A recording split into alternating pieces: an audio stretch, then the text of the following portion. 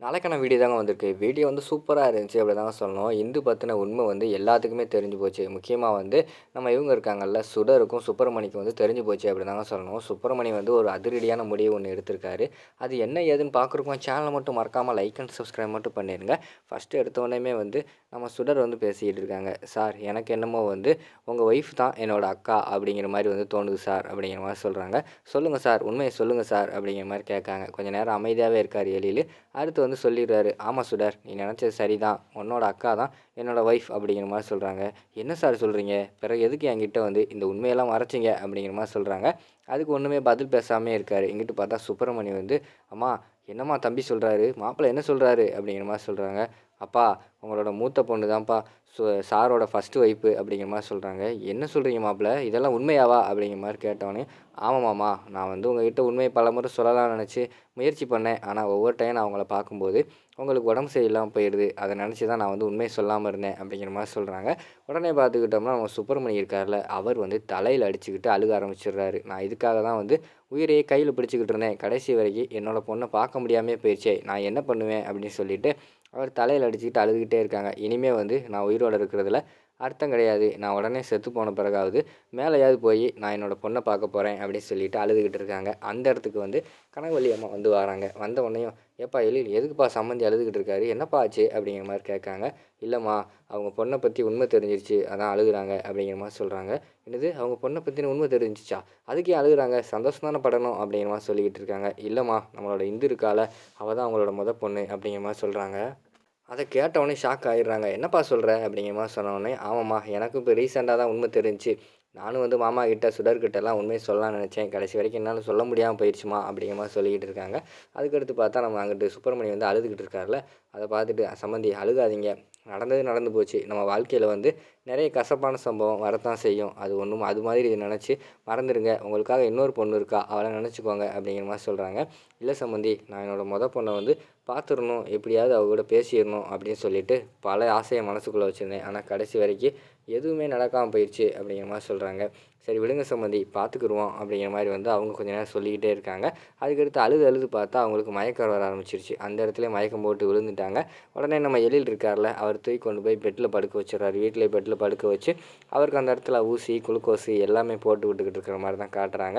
அப்போ வந்து சொல்றாங்க, "பேசாம நம்ம அப்பாவ வந்து நம்ம அங்கே கொண்டு போயிடுவோம் சார், நம்ம ஹாஸ்பிட்டலில் வச்சு பார்ப்போம்" அப்படிங்கிற மாதிரி சொல்கிறாங்க. "இல்லை சுடர், அதெல்லாம் ஒன்றும் இல்லை. அவர் அழுது அழுது உடம்புல எனர்ஜி இல்லாமல் மயங்கிட்டாரு. வேறு ஒன்றும் இல்லை. இன்னொரு 1/2 மணி நேரத்தில் வந்து எந்திரிச்சிருவார். நான் வந்து குளுக்கோஸ் தான் போட்டிருக்கேன். ஒன்றும் கவலைப்பட வேண்டிய கிடையாது" அப்படிங்கிற மாதிரி சொல்கிறாங்க. "சார், நான் உங்ககிட்ட ஒன்று கேட்கணும். ஏன் சார் உங்களுக்கு உண்மை தெரிஞ்சு என்கிட்ட கூட சொல்லாமல் இருந்தீங்க?" அப்படிங்கிற மாதிரி சொல்கிறாங்க.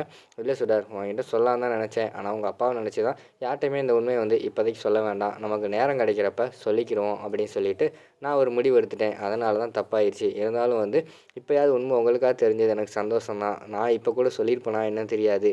நான் எப்போ சொல்லுவேன்னு கூட தெரியாது. என்னை மன்னிச்சிடு சுடர்" அப்படிங்கிற மாதிரி சொல்கிறாங்க. "சரி சார், அதெல்லாம் பெருசா நெனச்சுக்காதீங்க. விடுங்க. நீங்க எங்க நல்லதுக்கு தானே சொல்லியிருக்கீங்க" அப்படின்னு சொல்லிட்டு அவங்க ஒரு பக்கம் புரிஞ்சுக்கிறாங்க. இங்கிட்டு பார்த்தா சுப்பிரமணியம் வந்து மயக்கத்துல இருக்கிற மாரி காட்டுறாங்க. அப்ப பக்கத்துல வந்து இந்து வந்து வராங்க. "அப்பா, நீங்க தயவுசெய்து வந்து என்னைய நெனச்சு ஃபீல் பண்ணாதீங்கப்பா. எனக்கு வந்து கொடுத்து வைக்கல உங்க கூட சேர்ந்து வாழணும்னு சொல்லிட்டு. உங்களோட ஆசைய, உங்களோட பாசத்த எல்லாத்தையுமே வந்து நான் எடுத்துக்கணும்னு சொல்லிட்டு எனக்கு எதுவுமே கிடைக்கல. நான் வந்து கொடுத்து வச்சது அவ்வளோதான். அடுத்த ஜென்மம்னு ஒண்ணு இருந்தா நான் வந்து கண்டிப்பா உங்களுக்கு தான் பொண்ணா பிறப்பேன்" அப்படிங்கிற மாரி சொல்லிட்டு அவங்க அழுதுகிட்டு இருக்காங்க. "நீங்க ஒண்ணும் ஃபீல் பண்ணாதீங்கப்பா. உங்களுக்கு தான் தங்கச்சி இருக்காள, அவ வந்து உங்களோட பெருமைய வந்து கண்டிப்பா வந்து பாதுகாப்பா. நீங்க ஒண்ணும் கவலைப்படாதீங்க. அவளுக்காகவாது நீங்க உயிரோட இருக்கணும்ப்பா" அப்படின்னு பேசிக்கிட்டு இருக்காங்க. டக்குன்னு பார்த்தா சுப்பிரமணியம் வந்து கண்ணு முழிச்சு பார்த்துடுறாங்க. என் பொண்ணு என்ட்ட பேசுற மாரி இருக்கே" அப்படிங்கிற மாரி சொல்லிட்டு கண்ணு முழிச்சு பார்க்காங்க. அந்த இடத்துல வந்து இந்து வந்து மறைஞ்சிடுறாங்க. அடுத்து வந்து சுடர் வந்து வராங்க. "அப்பா, எதுக்குப்பா நீங்க வந்து இந்த முடிவு எடுக்கிறீங்க? உங்களுக்கு அக்கா மட்டும் தான் பிள்ளையா? நான் பிள்ளை கிடையாதா? அவளுக்காக தான் நீங்க இருக்கீங்களா? என்னைய பார்த்துக்கிறதுக்காக நீங்க இருக்க மாட்டீங்களா?" அப்படிங்கிற மாரி சொல்றாங்க. "இல்லம்மா, உங்க அக்காவ வந்து நான் சின்ன வயசுல பார்த்தது. அதுக்கடுத்து பார்த்ததே இல்ல. வாழ்க்கையில ஒரு முறையாவது அவள பார்த்துறணும். இல்லைன்னா அவ எங்கேயாவது இருக்கான்னு தெரிஞ்சுக்கிட்டாலாவது சந்தோஷமா இருக்கும்னு நினச்சேன். கடைசியில அவ இல்லன்னு தெரிஞ்சும்போது என்னால வேற வழி தெரியலம்மா" அப்படிங்கிற மாரி சொல்றாங்க. "அப்பா, நீங்க ஃப்ரீயா விடுங்கப்பா. உங்களுக்காக நான் இருக்கேன். நான் வந்து உங்கள பார்த்துக்கிறேன். எனக்காக நீங்க இருங்கப்பா. என்னைய நீங்க பார்த்துக்கோங்க." அப்படிங்கிற மாரி சொல்றாங்க. "சரிம்மா சுடர், நீ சொல்றது புரியுது. உனக்காக நான் வாழலான்னு முடிவு எடுத்துட்டேன்." அப்படின்னு சொல்லிட்டு ஒரு நல்ல முடிவ வந்து சுப்பிரமணி எடுக்கிற மாரி தான் காட்டுறாங்க. அவங்க அப்படியே பேசிக்கிட்டு இருக்காங்க. அந்த இடத்துல வந்து குழந்தை வந்து வந்துடுறாங்க. "தாத்தா, என்ன தாத்தா அவங்களுக்கு உடம்பு சரியில்லையாம்ல?" அப்படிங்கிற மாரி சொல்லிட்டு வராங்க. "ஆமாப்பா, அவங்களுக்கு எனக்கு உடம்பு சரியில்லாம போச்சு." அப்படிங்கிற மாரி சொல்லிக்கிட்டு இருக்காங்க. சுடர் வந்து சொல்றாங்க, "இப்போ குழந்தைகள்லாம் நீங்க வந்துட்டீங்களே, தாத்தா இன்னும் ஒரு 1/2 மணி நேரத்தில ஜம்முன்னு சரியாயிருவார் பாருங்க." அப்படிங்கிற மாரி சொல்லிட்டு இருக்காங்க. "தாத்தா, எதுக்கு தாத்தா உங்களுக்கு உடம்பு சரியில்ல?" அப்படிங்கிற மாரி வந்து கவின் வந்து கேட்காங்க. "இல்லப்பா, உங்கள் அம்மா தான் என்னோட மூத்த பொண்ணு." அப்படிங்கிற மாரி சொன்னோனே எல்லாத்துக்குமே பயங்கரமான ஷாக் ஆயிருது. "என்ன தாத்தா சொல்கிறீங்க?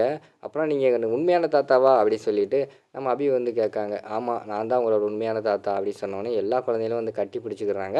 உடனே அஞ்சலி வந்து சொல்கிறாங்க, "தாத்தா, இனிமே நீங்கள் வந்து இந்த வீட்டை விட்டு எங்கேயும் போகக்கூடாது. இந்த வீட்டிலாம் இருக்கணும்." அப்படிங்கிற மாரி சொல்கிறாங்க.